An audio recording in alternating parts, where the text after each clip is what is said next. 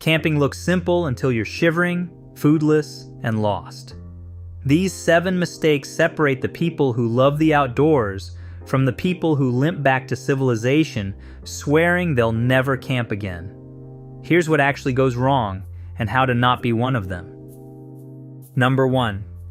Pitching the tent on a slope or in a dip. This is the mistake that announces itself at 3 in the morning when you wake up wedged against the tent wall, having slowly slid there over several hours of unconscious downhill migration.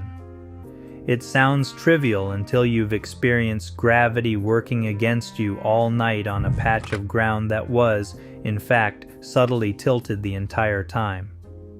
The slope problem is annoying but survivable. The dip problem is worse. Low points in the landscape are where water goes when it rains, and your tent floor is not waterproof enough to argue with a puddle that's decided to form directly underneath you. Pitch in a dip and a moderate overnight shower can turn your ground sheet into a shallow paddling pool with you and your sleeping bag as the main attractions. Avoiding this takes about 90 seconds of effort before you commit to a spot. Walk the area first. Look for ground that's genuinely flat, not just flattish, and slightly elevated relative to its surroundings, rather than sitting in a natural basin. Steer clear of anywhere that looks like a drainage channel, even a dry one, because dry is a temporary state of affairs outdoors. Patches of unusually lush green vegetation are also a quiet warning sign, since that kind of growth usually means the ground holds water better than it should.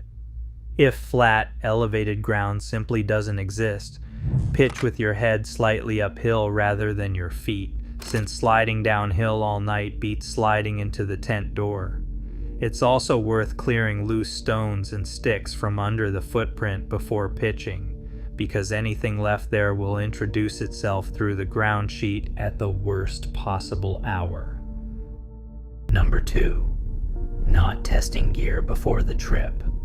There's a special kind of despair reserved for people who buy a new tent, headlamp, or camp stove, leave it in the packaging until the trip, and then attempt to work out how any of it functions for the first time in failing light with cold hands. This is not a skill-building exercise. It's a self-inflicted crisis.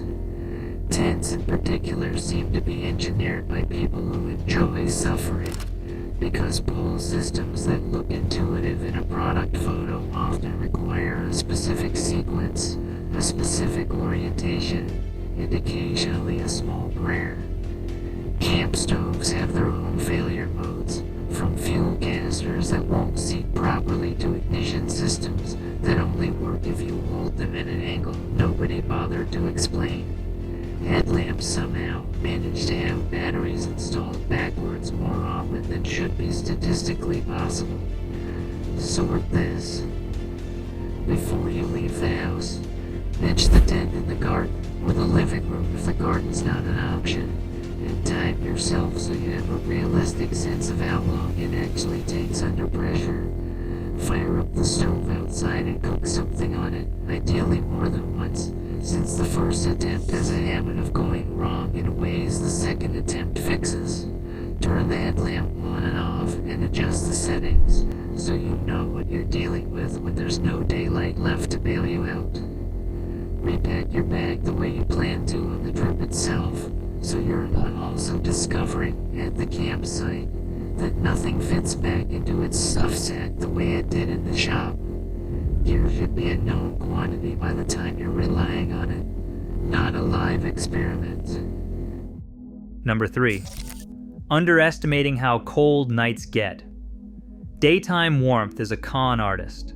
A place can hit a pleasant 25 degrees in the afternoon sun and still drop into single figures once the sun disappears because heat radiates back out into a clear night sky far faster than most people expect. This is especially vicious at altitude or in dry climates, where there's no cloud cover to trap the day's warmth. The classic error is packing for the forecast high rather than the overnight low, then bringing a sleeping bag rated for summer comfort and discovering somewhere around 2 in the morning that summer comfort was an optimistic marketing term. Shivering through the night doesn't just ruin your sleep. Sustained cold exposure is genuinely risky, not just uncomfortable.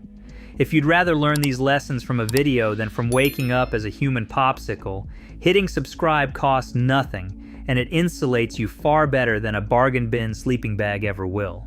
Check the overnight low specifically, not just the daytime figure, and choose a sleeping bag rated a few degrees below that number as a buffer, since manufacturer ratings tend to describe survival rather than comfort. Layering matters more than most people credit. A liner inside the bag, a warm hat, and dry socks kept purely for sleeping can add several degrees of comfort without adding bulk to your pack. A sleeping mat matters just as much as the bag itself, since a surprising amount of heat loss happens through direct contact with cold ground rather than through the air around you, and an underrated mat can undo an otherwise perfectly good sleeping bag. Number 4. Storing food in the tent. Keeping snacks within arm's reach for a midnight craving feels sensible right up until something with a far better sense of smell than you comes to investigate. Wildlife doesn't distinguish between just a granola bar and a genuine food source worth breaking into a tent for. Raccoons, rodents, and in bear country, actual bears are all drawn by the same smell, and a thin sheet of nylon offers precisely no deterrent. This mistake doesn't just risk your snacks. It risks your tent, your gear, and occasionally your physical safety, depending on what turns up to collect the smell it's followed to your campsite. The response depends on where you are.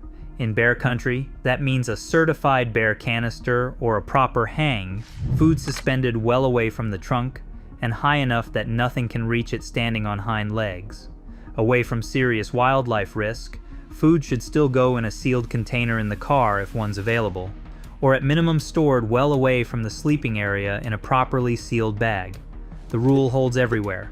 Food, and anything that smells like food, does not sleep where you sleep. Number 5. Bringing cotton clothing. Cotton has a reputation problem in the outdoors, and it's entirely deserved. Cotton absorbs moisture, whether from sweat, rain, or condensation, and then simply holds onto it instead of drying out or wicking it away. Wet cotton stays wet for hours, sits directly against your skin, and pulls heat away from your body far faster than dry fabric would. The hiking community has a blunt phrase for this: cotton kills. It's not an exaggeration in genuinely cold or wet conditions, where hypothermia risk climbs sharply once your base layer is soaked through and staying that way. The problem sneaks up on people because cotton feels comfortable in the moment, particularly in warm weather, right up until conditions change and the same shirt becomes a liability. Swap it out. Synthetic fabrics, like polyester and nylon, wick moisture away from the skin and dry quickly. Wool, particularly merino, manages the same trick while also resisting odor far better, which matters more than people expect on multi-day trips. Neither material needs to be expensive technical gear. The point is simply avoiding anything that traps water against your skin for hours at a time. Number 6. Not telling anyone their plans.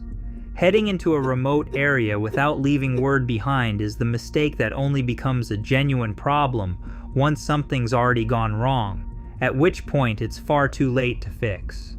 A twisted ankle, a missed trail junction, or bad weather closing in are all manageable situations if help knows roughly where to look. They become far more serious if nobody even knows you're out there.